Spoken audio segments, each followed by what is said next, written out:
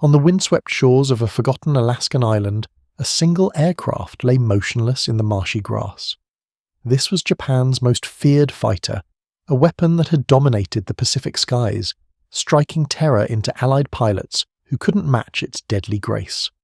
What nobody knew was that this crashed fighter would become America's greatest intelligence breakthrough of the Pacific War. The secrets locked inside would save thousands of American lives and completely shift the balance of air power. This is the story of the Akutan Zero, the captured Japanese fighter that transformed from enemy dominance into America's secret weapon. In early 1942, the Pacific War was going disastrously for the United States. Japanese forces had swept through the region with stunning speed. Pearl Harbor had been devastated. The Philippines had fallen, Singapore had surrendered. Everywhere American forces turned, they faced defeat. But the most demoralizing aspect was Japan's complete air superiority. At the heart of this dominance flew the Mitsubishi A6M0, a fighter aircraft unlike anything the world had seen. The Zero possessed capabilities that seemed almost supernatural to Allied pilots. The aircraft could outmaneuver anything in the sky. It could climb faster than any American fighter. Its range was so extraordinary that Western intelligence initially refused to believe the reports. When American pilots engaged Zeros in combat, the results were often catastrophic. The Japanese fighter could turn inside any maneuver an American aircraft attempted. The Zero's reputation grew with every encounter. Pilots who survived described an aircraft that defied physics. Its lightweight construction gave it an agility that made dogfighting suicidal for Allied aviators. Intelligence officers desperately sought information about this mysterious fighter. How was Japan producing a fighter that surpassed anything America or Britain could field? Without detailed technical intelligence, American tacticians were fighting blind. They couldn't identify specific weaknesses because they had never examined one up close. Every combat engagement was a learning experience purchased with American blood. The need for an intact Zero became one of the highest intelligence priorities of the Pacific War. But capturing one seemed impossible. The Japanese were fanatically protective of their fighters' secrets.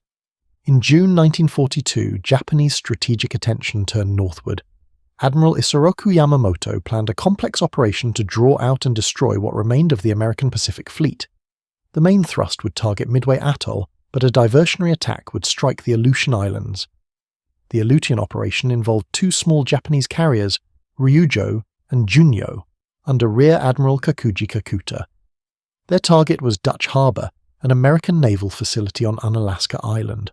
On June 3, 1942, the Japanese carriers launched their first strike.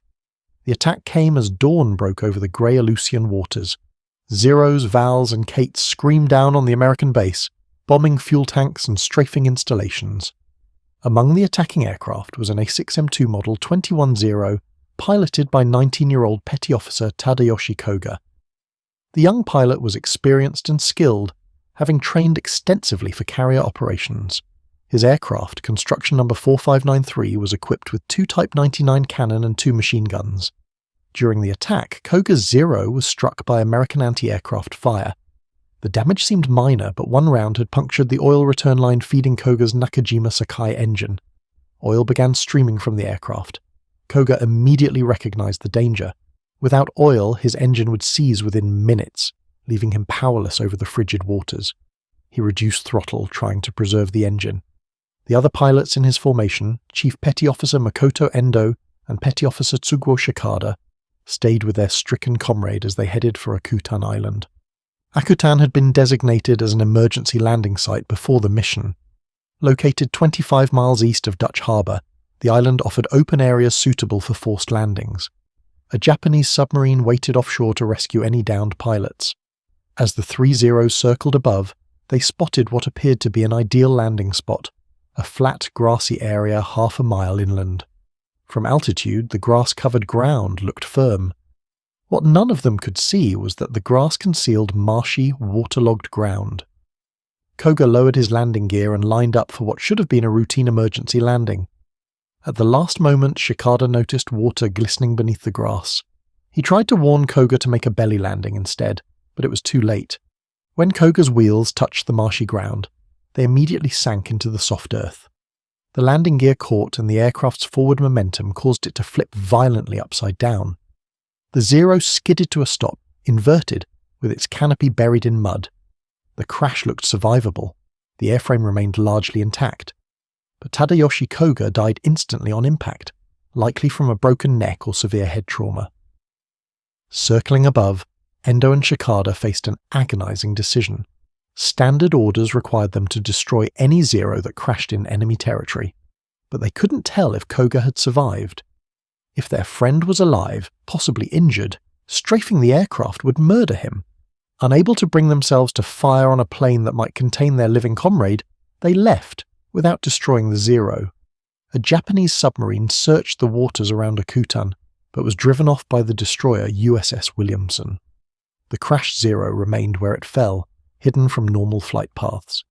Days passed, then weeks. On July 10th, 1942, a US Navy PBY Catalina on patrol flew over Akutan Island.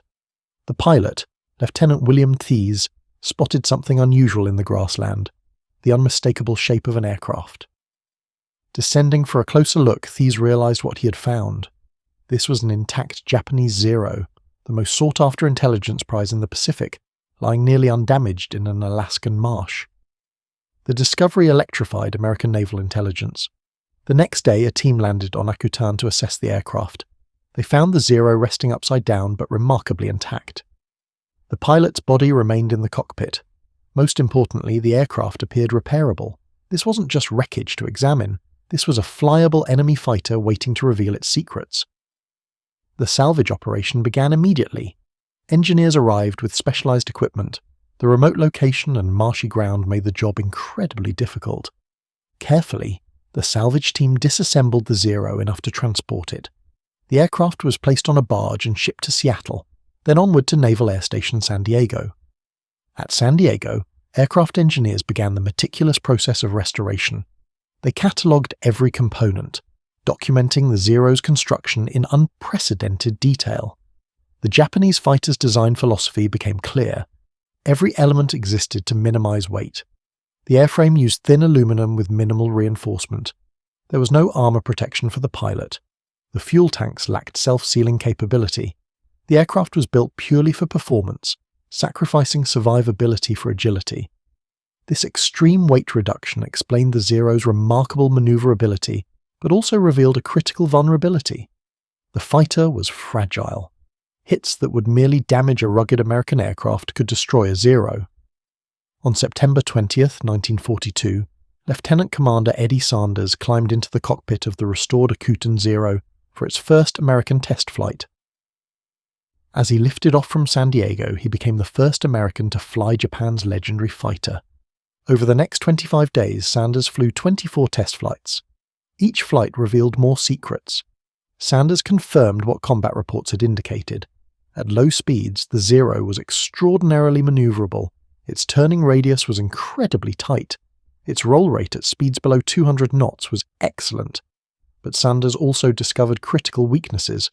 Above 250 knots, the Zero's large servo-tab ailerons became progressively heavier and sluggish. At high speeds, roll performance deteriorated dramatically. An American pilot who could keep his speed up could outroll the Zero, escaping its turning advantage. Sanders also confirmed the Zero's float-type carburetor would starve under negative G-forces. This meant a Zero could not follow an American aircraft through a dive without its engine cutting out momentarily. The Zero's lightweight construction meant its controls became dangerously heavy at speeds that American fighters handled comfortably. Sanders documented maximum speeds, where the Zero maintained control authority. He tested climb rates, range, and endurance. He fired the weapons, noting ammunition capacity and ballistics. Every detail was recorded and distributed to American tactical commands throughout the Pacific. The information flowed quickly to fleet pilots.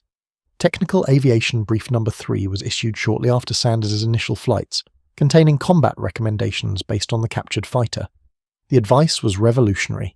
American pilots were instructed to avoid turning dogfights with Zeros at all costs. Instead, they should use diving and climbing attacks, exploiting superior high-speed handling and structural strength.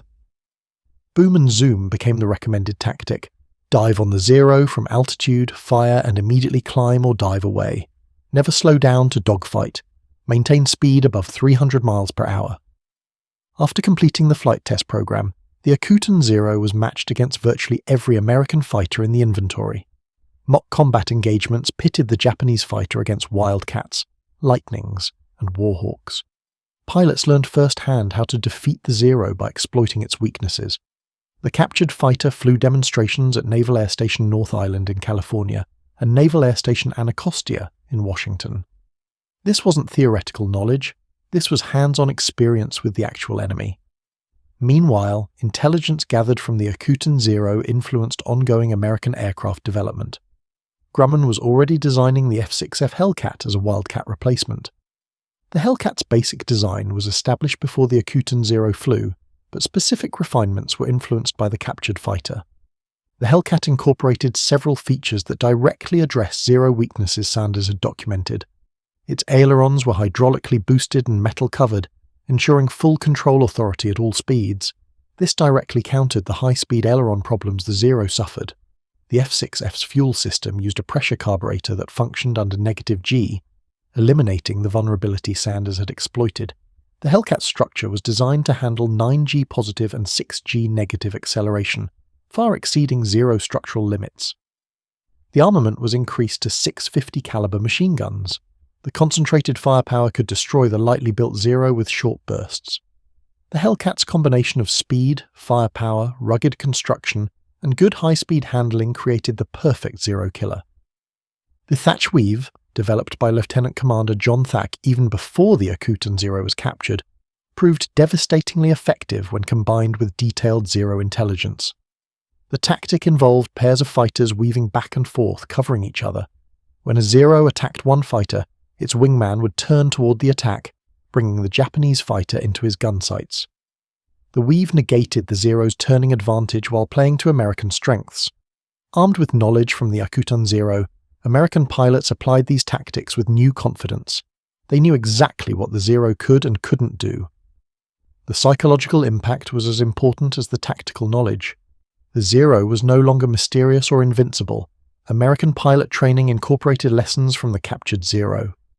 New pilots arrived in combat theaters already familiar with enemy fighter characteristics. As American aircraft production ramped up and new fighters like the Hellcat, Lightning, and Corsair arrived in theater, the tactical advantage swung dramatically. The combination of superior aircraft, better tactics, and detailed intelligence transformed the air war. Japanese pilots, many of them experienced veterans who had dominated early war combat, found themselves increasingly outmatched. The Zero's weaknesses, once hidden, were now ruthlessly exploited. American fighters would dive from altitude, fire devastating bursts into the fragile Japanese fighters, and zoom away before retaliation was possible. The Zero's lack of armor and self-sealing fuel tanks meant that hits that would merely damage American aircraft caused catastrophic fires. By mid-1943, American kill ratios against Japanese fighters had improved dramatically. The Hellcat proved devastating, eventually achieving a kill ratio of 19-1. While many factors contributed to this success, the knowledge gained from the Akutan 0 played an undeniable role. Lieutenant General Masatake Okumiya stated that the loss of the Akutan 0 was no less serious than Japan's defeat at Midway. American naval leadership echoed this assessment.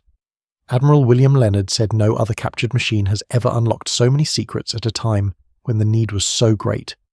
The Akutan 0 has been described as a prize almost beyond value, and probably one of the greatest intelligence coups of the Pacific War. The aircraft continued serving American intelligence efforts throughout 1943 and 1944.